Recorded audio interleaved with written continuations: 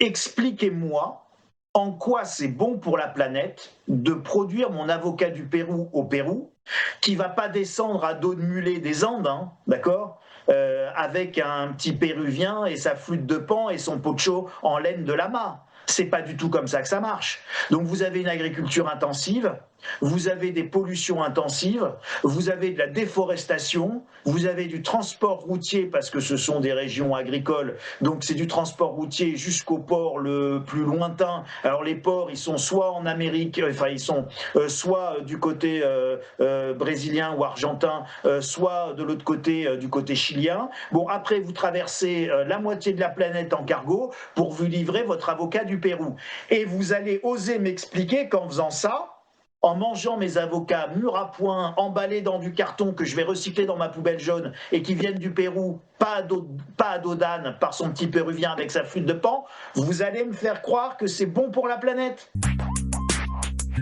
Retour en direct sur le plateau de Téléfinance pour cette édition du 18 décembre 2025 de votre émission quotidienne qui s'attache à bien comprendre l'actualité pour ensuite soit vous proposer des stratégies d'investissement ou de trading les plus adaptées à vos profils de risque ou bien tout simplement comprendre le monde dans lequel on vit pour vous forger un opinion, un opinion et que l'on souhaite éclairer le mieux possible. Et pour ce faire, on s'appuie sur notre réseau dense d'experts dont fait partie Charles Sana et avec lequel on va traiter des sujets chauds de l'actualité ce matin. Bonjour Charles.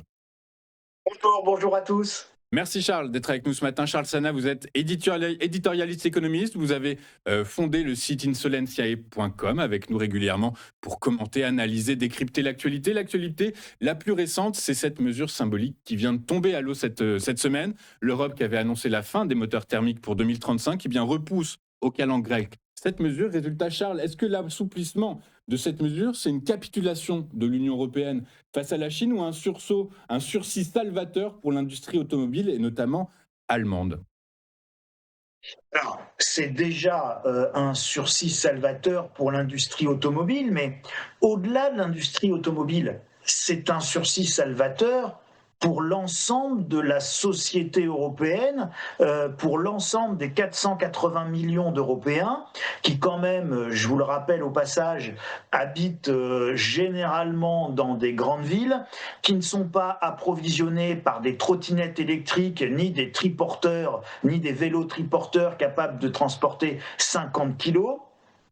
Les grandes villes européennes sont ravitaillées par des énormes camions qui fonctionnent au diesel, qui font du froid avec une chaîne du froid, y compris pour des surgelés et des produits congelés que l'on achète par kilo et par milliers de tonnes chaque jour dans toutes les grandes villes européennes, et que tout ça, ça ne se livre pas ni à dos d'âne, ni à dos de trottinette électrique. Donc, vous avez besoin, dans l'état actuel des choses, une transition, ça dit bien ce que ça veut dire, c'est une transition.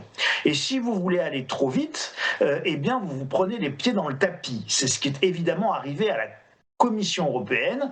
Vous savez, les bons sentiments ne font pas les bonnes politiques. Alors évidemment, faut que les oiseaux chantent, faut prendre soin de l'environnement, on est tous d'accord là-dessus. Bon. Le problème, c'est comment le fait-on et comment le décline-t-on très concrètement.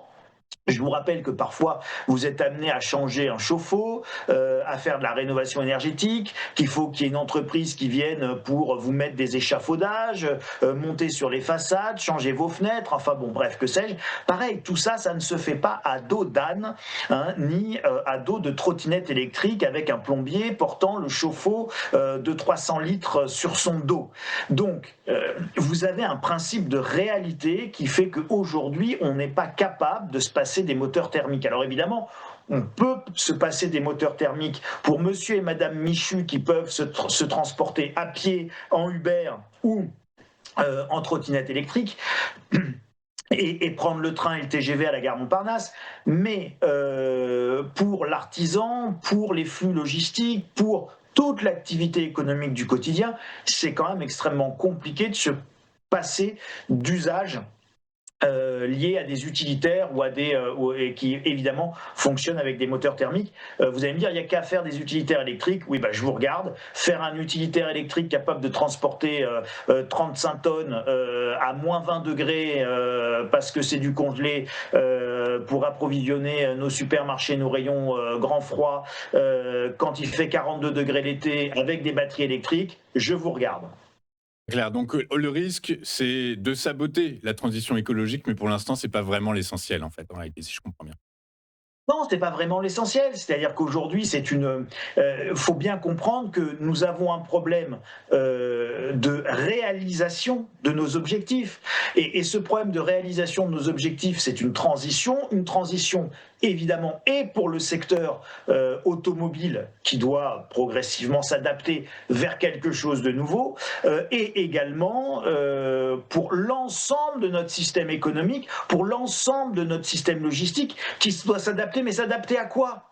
S'adapter à quoi?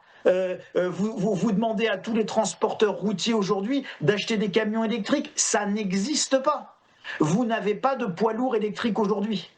Donc c'est irréaliste et puis attention, hein, quand vous achetez un poids lourd c'est 800 000 euros ou 1 million d'euros le tracteur, enfin bon voilà l'ensemble. Bon. Donc quand vous investissez en tant qu'entreprise du transport 1 million d'euros, vous amortissez pas ça sur 6 mois. Donc quand vous allez faire votre investissement, vous devez avoir de la visibilité, de la lisibilité sur l'objectif qu'on vous assigne pour pouvoir faire le bon investissement. Donc attention, là on est en train de faire complètement n'importe quoi. Vous avez exactement le même problème avec la rénovation énergétique dans le bâtiment, avec des DPE qui interdisent la location, avec une crise du logement sans précédent, hein, donc une crise immobilière, une crise de la construction qui est en train de devenir une crise du logement. Bon, tout ça, c'est intimement lié aux mauvaises décisions prises dans le cadre de la transition énergétique en nous faisant faire des travaux complètement stupides dans la majorité des cas, à commencer par ces isolations par les façades qui coûtent une fortune absolue pour continuer à chauffer des bâtiments au fioul ou au gaz qui produisent du CO2 et en pénalisant le chauffage au radiateur électrique. Bon, on est dans le délire complet, c'est-à-dire que là aussi, les choses, elles se discutent. Vous n'avez pas qu'une seule solution. Il n'y a pas que la pompe à chaleur. Il n'y a pas que l'isolation par la façade. Il y a plein d'autres choses pour réduire la consommation énergétique. Et puis c'est surtout qu'en fait, on s'en fiche de réduire la consommation énergétique. L'objectif, c'est pas de réduire la consommation énergétique. L'objectif, c'est de réduire la production de CO2. Enfin, c'est ce que j'ai cru comprendre, que notre problème, c'était le CO2, pas la consommation d'électricité. Si notre électricité est décarbonée, on peut chauffer autant qu'on veut. Donc, est-ce qu'il faut dépenser des fortunes pour isoler les bâtiments ou est-ce qu'il faut dépenser 2 fois moins pour augmenter nos capacités électriques décarbonées? Vous voyez, là aussi, tout ça, ça doit se réfléchir. Aujourd'hui, vous avez remarqué, on n'a plus le droit de penser. Justement, Charles, il y a quelque chose. Aujourd'hui aussi, il y a quelque chose. Alors, on n'a pas le droit de penser, mais on nous abreuve d'idées. Il y a un terme qui revient sans cesse depuis les années 2020, donc le Covid, c'est la notion de souveraineté. Souveraineté alimentaire, souveraineté militaire, souveraineté écologique, souveraineté énergétique et souveraineté industrielle. Est-ce que cette mesure, finalement, elle n'est pas faite pour sauver le secteur, pour renforcer ou améliorer la souveraineté industrielle européenne et en pointiller l'Allemagne? Oui, bon, mais ça c'est une bonne idée de sauver la souveraineté industrielle européenne. Je vous dirai jamais le contraire.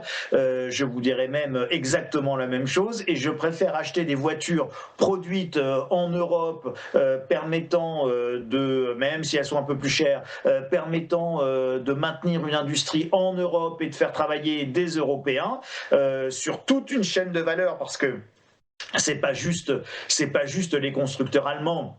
Derrière les constructeurs allemands, vous avez une grande société française qui s'appelle Valeo, qui est un équipementier allemand et qui fait aussi bien les planches de bord des voitures françaises que des voitures allemandes, par exemple. Bon, vous avez toute la Plastic Valley et la vallée de la plasturgie dans le Jura, bon, qui était un très très gros fournisseur de toute l'industrie automobile, bon, et qui faisait travailler des dizaines de milliers de nos concitoyens dans le Jura. Bon, donc si vous voulez tout ça, tout ça, c'est tout un écosystème, ce sont toutes des chaînes de production et de valeur, et ce n'est pas que les constructeurs allemands. Bon, donc évidemment, il faut sauver les constructeurs automobiles, mais il faut les sauver de quoi?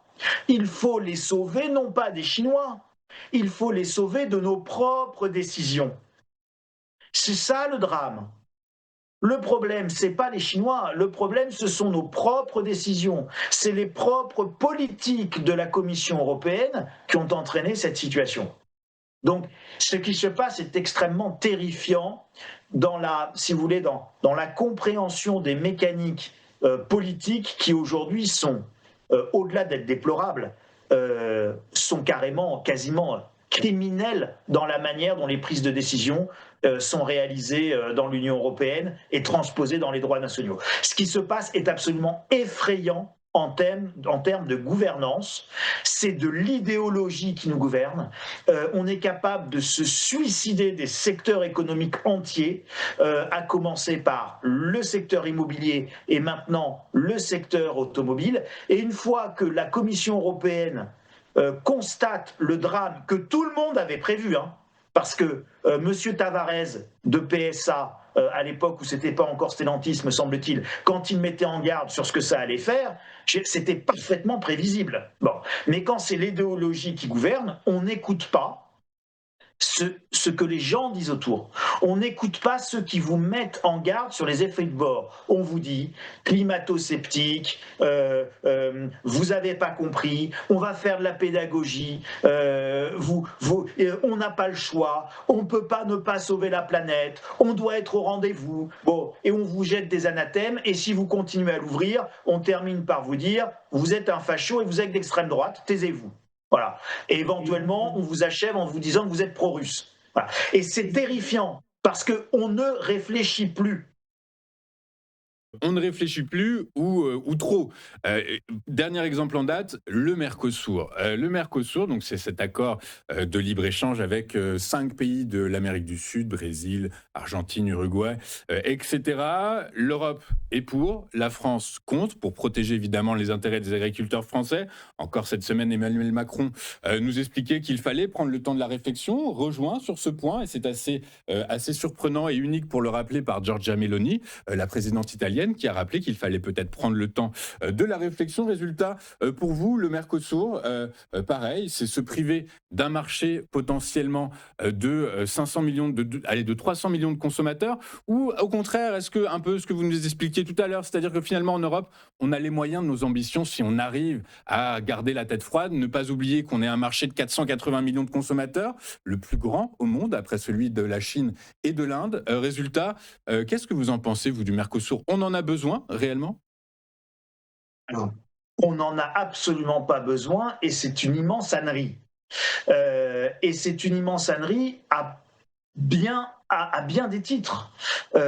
Expliquez-moi en quoi c'est bon pour la planète de produire mon avocat du Pérou au Pérou, qui ne va pas descendre à dos de mulet des Andes, d'accord, avec un petit Péruvien et sa flûte de pan et son pocho en laine de lama. C'est pas du tout comme ça que ça marche. Donc vous avez une agriculture intensive, vous avez des pollutions intensives, vous avez de la déforestation, vous avez du transport routier parce que ce sont des régions agricoles, donc c'est du transport routier jusqu'au port le plus lointain. Alors les ports, ils sont soit en Amérique, enfin ils sont soit du côté brésilien ou argentin, soit de l'autre côté, du côté chilien. Bon, après vous traversez la moitié de la planète en cargo pour vous livrer votre avocat du Pérou.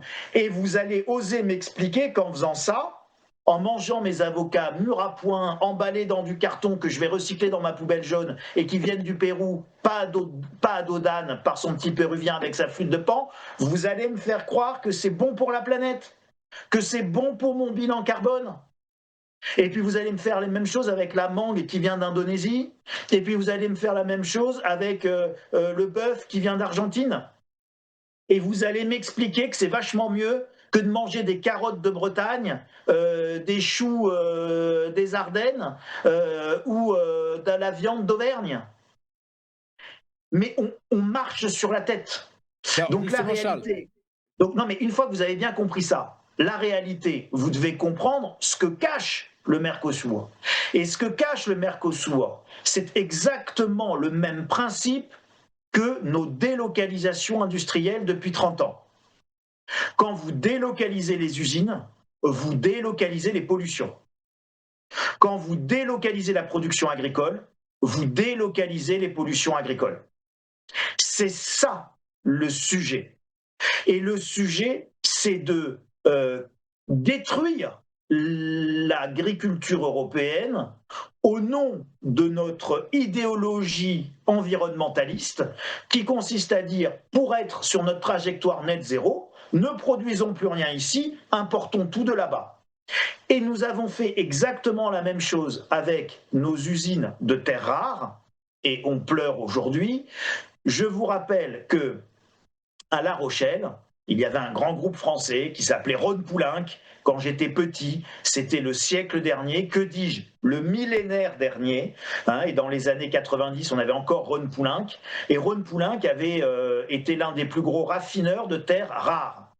Et ces terres rares, elles étaient raffinées notamment à La Rochelle, etc. etc. Bon. Mais le raffinage de terres rares est extrêmement polluant. Donc évidemment, nous avons laissé partir ça en Chine volontairement. Et Deng Xiaoping, le leader chinois à l'époque en 1992, avait déclaré « Nous allons devenir le Moyen-Orient des terres rares et ça nous donnera la supériorité, la suprématie mondiale. Nous, on prend. » Et les Chinois se sont mis en situation pendant 30 ans de domination mondiale. Aujourd'hui, ils dominent 95% du marché du raffinage des terres rares.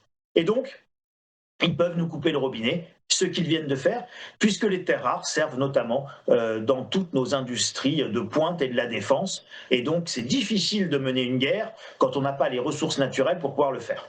Donc, c'est ça qui est en train de se jouer, c'est ça qui est en train de se passer. Et nous sommes, avec le Mercosur, en train de reproduire dans le monde agricole et dans le domaine agricole exactement les mêmes erreurs que ce que nous avons pu produire et faire dans le domaine industriel. Et les mêmes causes produiront exactement les mêmes effets. Mais alors justement, Charles, on parle donc de souveraineté alimentaire. Est-ce que finalement ce ne serait pas le système de financement agricole européen qui pousse les producteurs vers un modèle d'exportation finalement ?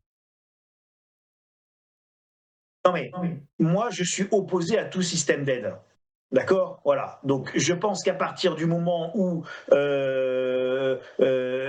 quand ça marche, vous savez, c'était ce que disait Reagan, hein, il disait quand ça marche, on taxe, quand ça bouge plus assez, on régule, hein, et si ça bouge plus du tout, on subventionne. Bon. Donc quand on en arrive à la notion de subvention, c'est que on a à peu près tout raté.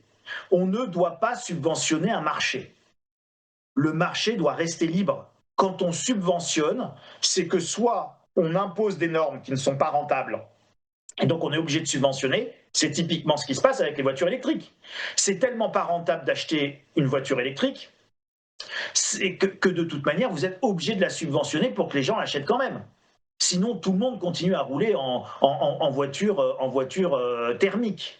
D'accord. Quand vous avez une voiture thermique à 20 000 € et une voiture électrique à 50 000 €, je vous laisse calculer le nombre de kilomètres qu'il faut faire, même si vous payez 1,50 € du litre de carburant, mais vous ne rentabilisez jamais votre voiture électrique. Surtout qu'en plus, au même moment, on vous augmente le prix de l'électricité, qui a quand même doublé en 5 ans, à la maison. Hein, et quand vous faites le plein sur les aires d'autoroute d'électricité, ça vous coûte plus cher que de faire le plein de carburant. Bon, donc, quand vous subventionnez quelque chose, c'est que vous avez rendu cette chose profondément pas rentable.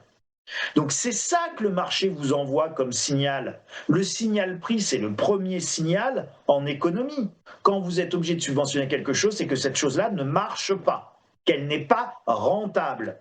Alors, on part dans un délire de normatif et dans un délire de régulateur. Et donc, vas-y que je t'augmente le prix de l'électricité, vas-y que je t'augmente le prix des carburants, encore plus pour rendre encore plus rentable l'électricité qu'il n'est pas. Enfin, voilà. Et donc, on crée des effets secondaires qu'on essaye de régler par de nouvelles normes, et c'est comme ça que vous avez un espèce de système qui devient complètement fou. C'est complètement le cas dans le secteur agricole, mais dans le secteur agricole, il faut voir les normes qu'on leur a imposées, il faut voir la traçabilité qu'on leur impose, il faut voir le nombre de règles qu'on impose à nos pauvres agriculteurs, jusqu'à la manière dont on doit tailler ou pas tailler les haies autour de leurs exploitations agricoles, etc., etc. Bon, donc tout est que la manière dont on doit curer les fossés et pas curer les fossés, les jours pairs, mais uniquement quand c'est la pleine lune avec le vent qui souffle d'est en ouest. Bon, c'est du délire complet. Bon, et donc évidemment que quand vous imposez tout ça, à un moment donné, vous finissez par être obligé de subventionner parce que votre truc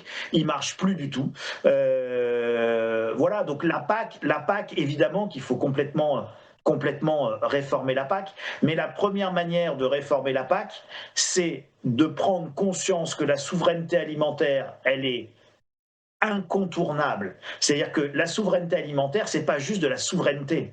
La souveraineté alimentaire, c'est un intérêt vital pour une nation. Je vous rappelle quand même au passage qu'historiquement, lorsque vous avez la Révolution française, vous avez Marie-Antoinette qui dit « Ah ben le peuple a faim, ils n'ont plus de pain, qu'ils mangent de la brioche ». Bon, on ne sait pas si elle a vraiment dit ça ou pas, mais enfin, c'est passé à la postérité. L'idée, c'est de dire quand même que, bien évidemment, nourrir sa population, c'est stratégique. Souvenez-vous, le printemps arabe, ça part de l'explosion des prix alimentaires. Exactement, en Égypte exactement. Donc un peu comme l'ensemble de la communauté économique, hein, actuellement, et notamment de Quentin Mathieu au think tank Ingré, qui considère qu'il est nécessaire de desserrer les contraintes fiscales et normatives qui pèsent sur les agriculteurs français pour relancer le secteur. Il y a une bataille qui se joue actuellement outre-Atlantique, une bataille phénoménale pour le rachat de la Warner. Netflix et Paramount se livrent une bataille pharaonique à coût de centaines de milliards de dollars pour acheter la Warner, au-delà de l'aspect purement stratégique, purement comptable, purement financier. On pense évidemment au goodwill dans les bilans. Qu'est-ce qu'elle revêt, cette bataille réelle? Pourquoi elle est si cruciale que ça, Charles? Elle est si cruciale que ça parce que faisons un tout petit peu de politique économique fiction 2 secondes. Imaginons que demain la société française Vivendi Universal avec Jean-Marie Messier, pareil pour ceux qui sont du millénaire dernier auront la référence, J6M, Jean-Marie Messier, maître du monde moi-même, comme le surnommaient les guignols de l'info à l'époque, racheter aujourd'hui la Paramount, vous auriez certainement une opposition frontale de Washington. Et pourquoi? Parce qu'en réalité, ce qui se cache derrière, là aussi, c'est un outil de soft power américain. C'est un outil de prolongement de la puissance américaine. Les liens entre Hollywood, tous les films américains, toute la culture américaine, et évidemment la puissance américaine sont extrêmement liés. Ce sont des liens très forts, y compris avec l'armée américaine et la CIA.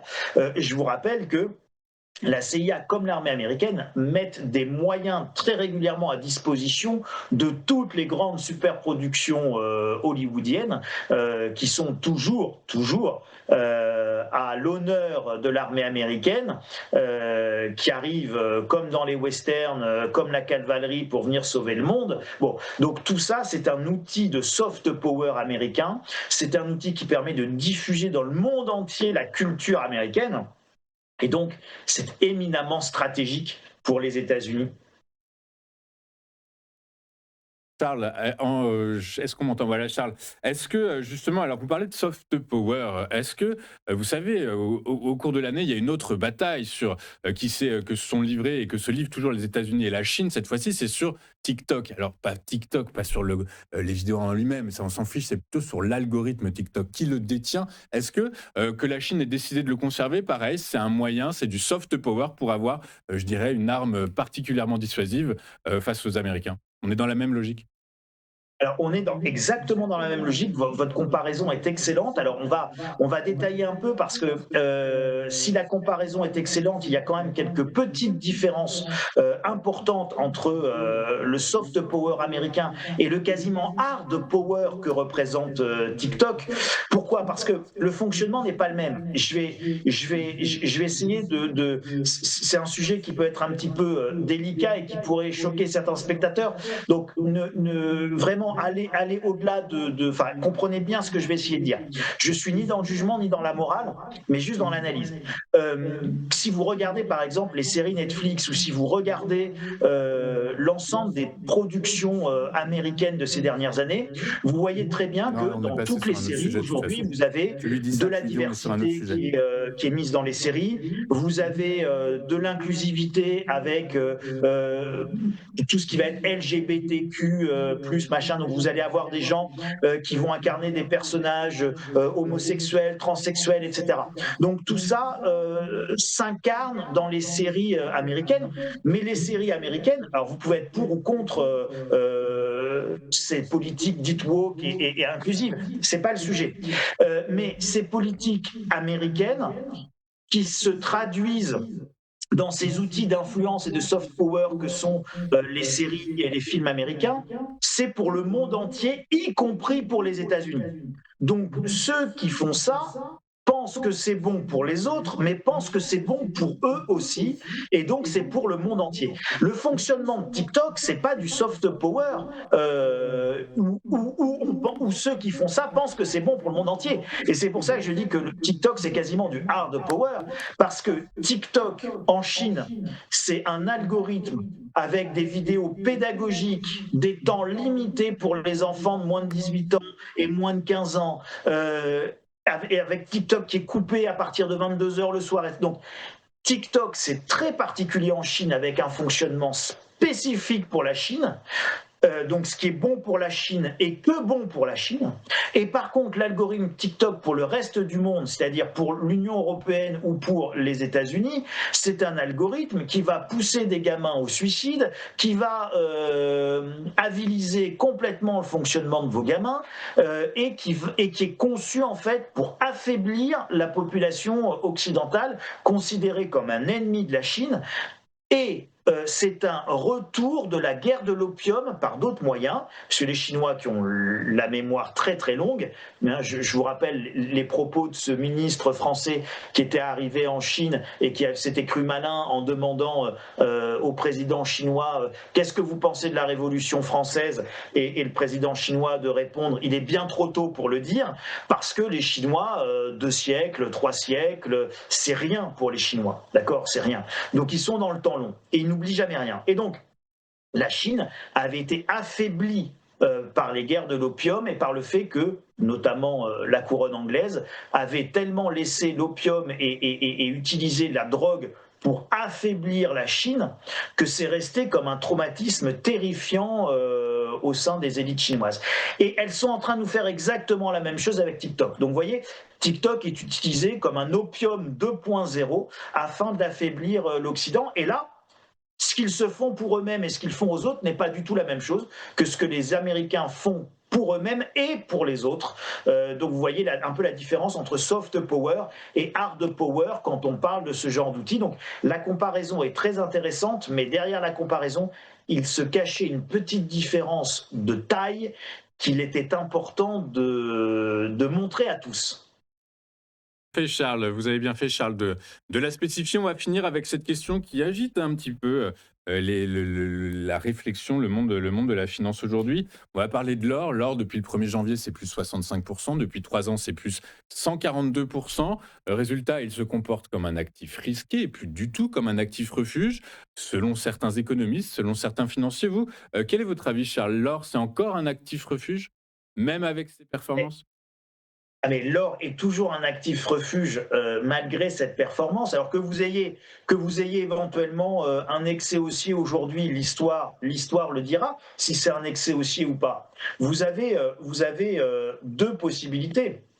La première possibilité, c'est que ce soit un excès haussier. Ça se corrigera, ça reversera, puis ça repartira à la hausse sur une tendance plus soutenable. Voilà. Ça, c'est la première hypothèse. Il y a quand même la seconde hypothèse qui est, à mon avis, beaucoup plus cohérente et beaucoup plus crédible, qui est le fait que l'or n'est pas du tout en train de s'emballer, c'est la masse monétaire qui est en train de s'emballer. Et ce n'est pas l'or qui est cher, c'est les monnaies qui valent moins. Et je vous rappelle quand même que si vous regardez l'évolution de la courbe de l'or en livres turcs, si vous regardez l'évolution des cours de l'or et de l'once d'or en peso argentin, ou si vous regardez l'évolution des cours de l'or en Reichsmark pendant la République de Weimar en 1920 et 1921, ou au pire de l'hyperinflation allemande à cette époque-là, l'once d'or valait 88 000 milliards. 88 000 milliards. J'ai essayé de noter le bon nombre de zéros chez vous sur une feuille de papier, vous allez vous amuser, vous allez vous y reprendre à 10 fois. 88 000 milliards l'once d'or. Bon, évidemment, ce n'était pas l'or qui était cher, c'était la monnaie allemande qui ne valait plus rien, elle valait tellement plus rien qu'on se servait de tas de billets entiers pour allumer son poêle et qu'on brûlait les billets pour se chauffer dans l'Allemagne de Weimar. N'oubliez jamais que quand on regarde les prix de l'or, on ne doit jamais regarder les prix de l'or par rapport à une monnaie. 1 gramme d'or, ça vaut 1 gramme d'or. L'or est la monnaie. Tout le reste, c'est du papier. Tout le reste, c'est la dette. D'accord? C'était Rothschild qui disait la monnaie, l'or, c'est la monnaie, tout le reste, c'est de la dette. Vous ne devez pas oublier ça. À partir du moment où vous avez des banques centrales qui achètent de l'or, et j'en profite 2 secondes pour pour rappeler ça là. Ça, c'est Yalta 2.0, d'accord? Yalta 2.0, c'est un petit bouquin que vous pouvez trouver sur Amazon et que j'ai écrit, juste pour dire que nous vivons dans un monde issu de la conférence de Yalta. Cette conférence de Yalta, elle a eu lieu à la fin de la Deuxième Guerre mondiale, entre les grandes puissances, l'Angleterre de l'époque, les États-Unis et la Russie. C'est cette fameuse photo, Roosevelt, Churchill, Staline. Ils sont en Crimée. Yalta, c'est en Crimée. La Crimée, on ne sait plus très bien si c'est à l'Ukraine ou à la Russie, parce que c'est la guerre là-bas. D'accord? Donc, vous voyez comme l'histoire ne se répète pas, mais comme elle bégaye. Et donc, cette conférence de Yalta, elle va partager le monde. Et c'est comme ça que vous aurez la guerre froide, l'Est, l'Ouest, l'URSS d'un côté, les rouges, le pacte de Varsovie, l'OTAN, les bleus, les gentils de l'autre côté, nous, l'Occident. Bon. Et puis le monde, il va rester comme ça jusqu'à l'effondrement de la chute du mur de Berlin. Et cette conférence de Yalta, elle a été suivie par Bretton Woods, qui était une conférence financière. Et donc le partage du monde a donné lieu aussi à la mise en place d'institutions internationales avec un ordre mondial et avec des institutions économiques et financières et un système monétaire international. Tout ça, ça a volé en éclats. Le monde a évolué depuis la fin de la Deuxième Guerre mondiale. Et donc, nous sommes à la recherche d'un nouvel équilibre, d'un nouveau Yalta 2.0 qui sera suivi d'un nouveau Bretton Woods 2.0 et de nouvelles organisations de gouvernance internationale et d'un nouveau système monétaire international qui sera plus conforme aux nouveaux équilibres. Ah, mais alors, donc, dans Et ces cas-là, Charles, dans cet immense combat qui est en train de se jouer, eh bien, se joue d'abord une guerre en Ukraine, qui est là un affrontement chaud pour essayer de chacun figer des positions géographiques, des zones d'influence géopolitique, de nouvelles alliances, la Chine, la Russie, etc. Et puis, il n'y a rien de neuf. Conférence de Bandung, pays non alignés, et vous avez la même chose avec les BRICS, si vous retirez la Russie et la Chine, mais l'Inde, le Brésil, qui veulent essayer de rester des pays plutôt non alignés. Bon. Et puis, vous aurez évidemment un règlement financier de tout ça. C'est dans ce cadre-là que les banques centrales sont aujourd'hui en train d'accumuler de l'or. C'est pas prêt de s'arrêter. Alors justement, Charles, je vous entends bien, mais par définition, un actif refuge, c'est un actif que l'on achète quand on craint que l'ensemble des marchés va s'effondrer. Si je vous écoute bien, vous nous dites qu'en fait, C'est un simple, entre guillemets, changement de paradigme philosophique et politique qui est en train de se passer. Et donc, en fait, si je continue de dérouler mon raisonnement toujours sur ce que vous dites, en fait, qu'est-ce que font les investisseurs en achetant de l'or aujourd'hui? Ils font un pari sur quoi? Sur la dédollarisation de l'économie. Donc, en réalité, c'est spéculatif. Non, c'est pas spéculatif parce que si demain vous avez une dédollarisation violente de l'économie avec un pays, les États-Unis au hasard, qui est endetté à 35 ou 40 000 milliards de dollars. Je vous rappelle que la France, on n'est pas mieux en termes de dette sur PIB, que nous avons nos 3 500 milliards de dollars de dette, et que vous vous retrouvez avec un système monétaire international qui est complètement déséquilibré, déstabilisé, vous l'avez votre crise systémique. Vous l'avez votre risque d'effondrement. Et donc, la seule manière de régler ce risque d'effondrement, si jamais à un moment donné, vous avez un problème majeur de dédollarisation, ça va être que la Réserve fédérale intervienne, ce qu'elle vient de recommencer à faire en mettant 40 milliards de dollars pour des rachats d'obligations, puisqu'on a des gros problèmes de liquidité sur le marché, avec un mur du refinancement, avec quasiment 60% de la dette américaine qui est à refinancer entre maintenant et fin 2026. Je ne sais pas si vous vous rendez compte des montants qui sont en jeu, ça va être extrêmement compliqué. Donc, la Réserve fédérale est obligée de réinjecter de l'argent, c'est-à-dire que la Réserve fédérale est tout simplement en train de racheter les obligations que le marché ne peut pas financer. En faisant quoi? En créant de l'argent à partir de rien. Bon, et ça, excusez-moi, c'est la dévalorisation de votre monnaie. Et quand vous dévalorisez votre monnaie, vous avez l'or qui augmente mécaniquement. Et donc en réalité, encore une fois, j'insiste, hein, il est fort probable, pas certain, hein, soit restons prudents, mais il est fort probable que nous soyons plus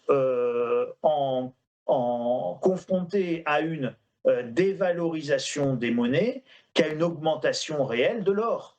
Et ça, je crois que c'est très très important d'insister là-dessus. Charles, normalement, mes questions s'arrêtaient là, mais bon, voilà, débattre avec vous, c'est toujours passionnant.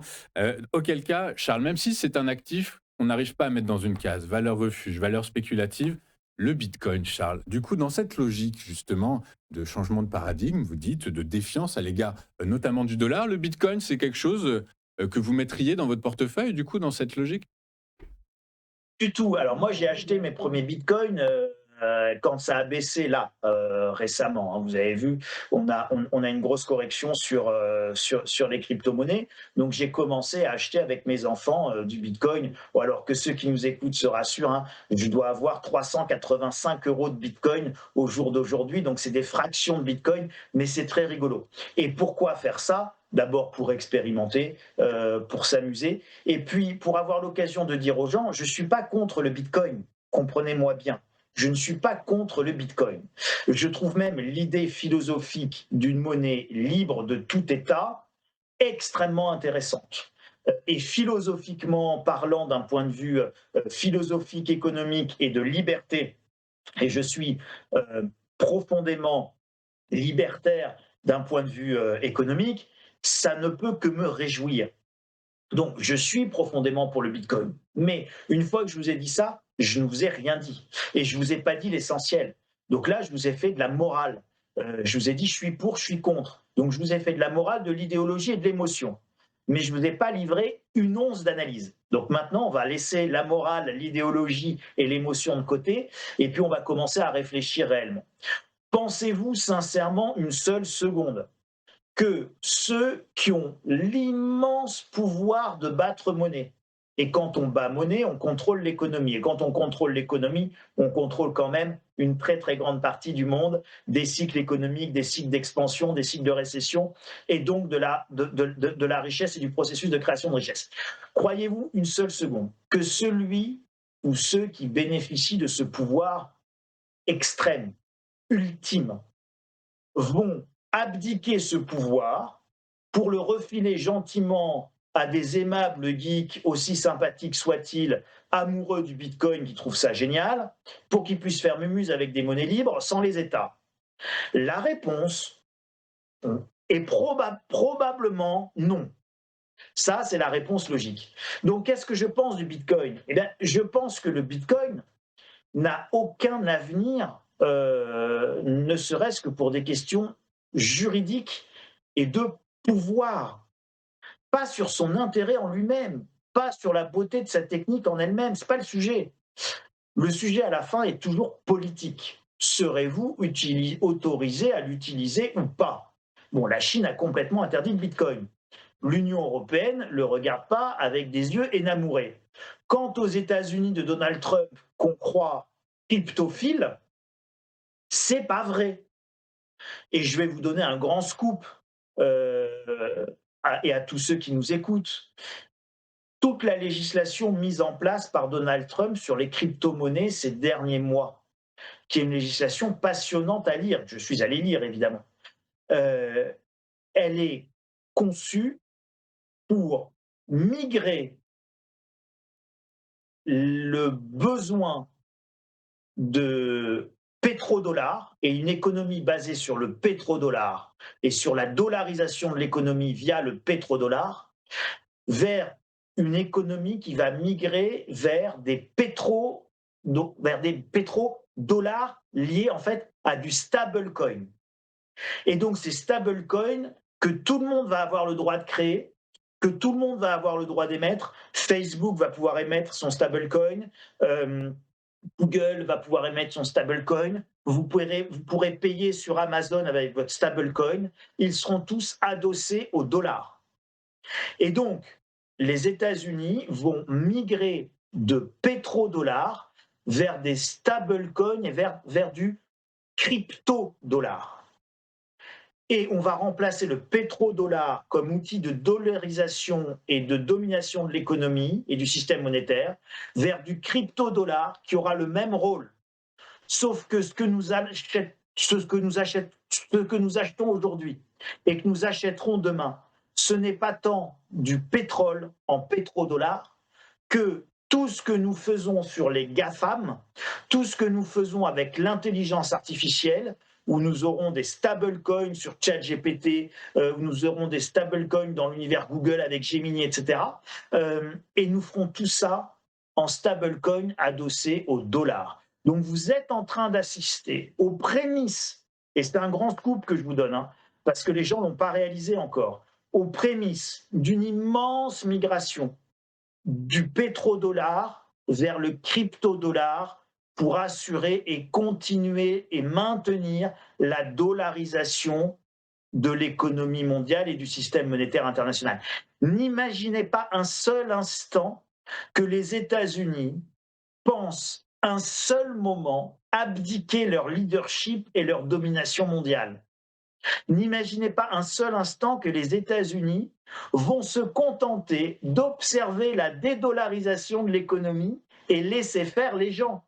Et n'imaginez pas un seul instant qu'ils vont laisser les gentils et aimables geeks amoureux idéologiquement de la beauté technique du Bitcoin faire mumuse avec un Bitcoin qui viendrait remplacer le dollar sans qu'il ne fasse rien. Je peux vous dire avec certitude que ce ne sera pas le cas. Ça, c'est ma conviction, mais la conviction reste une opinion. Donc, on va être plus prudent, on va dire, il est peu probable que les États-Unis abdiquent sans rien faire leurs outils et leurs moyens de leadership mondial. Écoutez, Charles, ce sera le mot de la fin. Merci beaucoup, Charles, d'avoir été avec nous ce matin. Charles Sana, qui anticipe donc une migration des pétrodollars vers les cryptos, vers les pétro-cryptos, c'est ça? Crypto-dollars, j'appelle ça Crypto-dollars. crypto-dollars pour faire pétrodollars, mais effectivement vers des stablecoins adossés au dollar qu'on utilisera et qui seront imposés par tous les GAFAM, qui en fait, tiens d'ailleurs, dernière petite analogie, vous Alors, savez, vite, une phrase. vous avez les Magic Seven, d'accord, donc les 7 fantastiques quand on parle des GAFAM, mais vous aviez à l'époque du pétrole les 7 sœurs qui étaient les 7 plus grosses sociétés pétrolières qui étaient américaines et issues du démantèlement de la Standard Oil créée par Rockefeller, dont la fortune en dollars constants était supérieure à l'époque à celle d'Elon Musk d'aujourd'hui. Je vous laisse là-dessus. On est passé des 7 sœurs dans le pétrole, au Magic Seven, qui sont les 7 GAFAM. Nous passons donc des pétrodollars aux crypto-dollars. Ouais, c'est très juste. Le cartel des Sept Sœurs contrôlait en 1973, donc enfin avant le choc pétrolier de 73, 85% des réserves de pétrole du monde. Ok Charles, bien joué, bravo. Exactement. Charles, merci beaucoup d'avoir été avec nous ce matin. Charles Sana, éditorialiste, économiste. Vous avez également fondé le site insolentiae.com avec nous très régulièrement sur le plateau de Téléfinance. Je vous en remercie beaucoup. Charles, permettez-moi également de vous souhaiter de bonnes fêtes de fin d'année, puisque nous, on va prendre des courtes vacances, mais quand même. Écoutez, on se retrouve à la rentrée et pour continuer à décrypter un monde qui va à 100 à l'heure et qui nécessite beaucoup d'éclairage. Merci beaucoup, Charles. À très bientôt. Merci à vous et joyeux Noël et bonne fête à tous. Eh ben, merci beaucoup, merci également. Et on vous souhaite tous la même chose. On marque une courte page de publicité avec beaucoup de retard, on s'en excuse, mais on va retrouver les Market Movers de James Detuati dans un instant. À tout de suite.